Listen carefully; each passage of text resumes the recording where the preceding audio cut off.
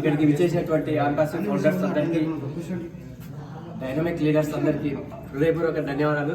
మరియు ఈరోజు రామ్ నాయక్ అన్న జన్మదిన వేడుకను జరుపుకోవడం చేయుత ఆశ్రమంలో ఎంతో సంతోషకరమైన విషయం.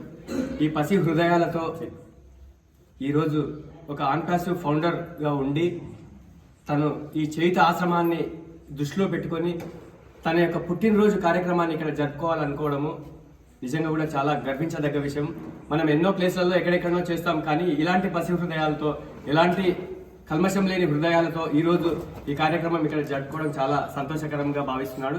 ఇక్కడికి విచ్చేసినటువంటి ఆన్పాసివ్ ఫౌండర్స్ అందరికీ మరియు ఈ కార్యక్రమంలో పాల్గొన్న వారందరికీ, ఈ కార్యక్రమాన్ని చేయుత ఆశ్రమ నిర్వాహకులైనటువంటి శ్రీనివాస్ రెడ్డి గారికి మరియు ఇక్కడికి విచ్చేసినటువంటి ఫౌండర్స్ అందరికీ తెలియజేయడం ఏమనగా, రేపు ప్రతిరోజు ప్రతి ఆదివారం పాతకోట శివాలయంలో మెడిటేషన్ క్లాస్ ఏర్పాటు చేయడం జరుగుతుంది. అక్కడ ధ్యానము, జ్ఞానము మరియు శుద్ధ శాకాహార భోజనం ఉంటుంది. ఇప్పుడున్న ప్రస్తుత ఉరుకు పరుగు జీవితంలో ప్రతి ఒక్కరికి ధ్యానం కావాలి. కాబట్టి నేను పిరమిడ్ మాస్టర్గా ఒక 8 సంవత్సరాల నుంచి ధ్యానం చేస్తున్నాను. సో ధ్యానం వల్ల చాలా లాభాలు పొందాను. మీరందరూ కూడా చాలా సంతోషంగా, ఆనందంగా, హాయిగా మీ కుటుంబాలతో సంతోషంగా గడపాలని. డబ్బు ఒకటే ముఖ్యం కాదు, ఆరోగ్యం చాలా ముఖ్యము. కాబట్టి హెల్త్ ఈజ్ వెల్త్. కాబట్టి ప్రతి ఒక్కరికి ధ్యానం అవసరం. నేను కోరేది ఏంటంటే, ప్రతి ఆదివారం జరిగే జ్ఞాన కార్యక్రమం పాతకోట శివాలయంలో జరుగుతుంది.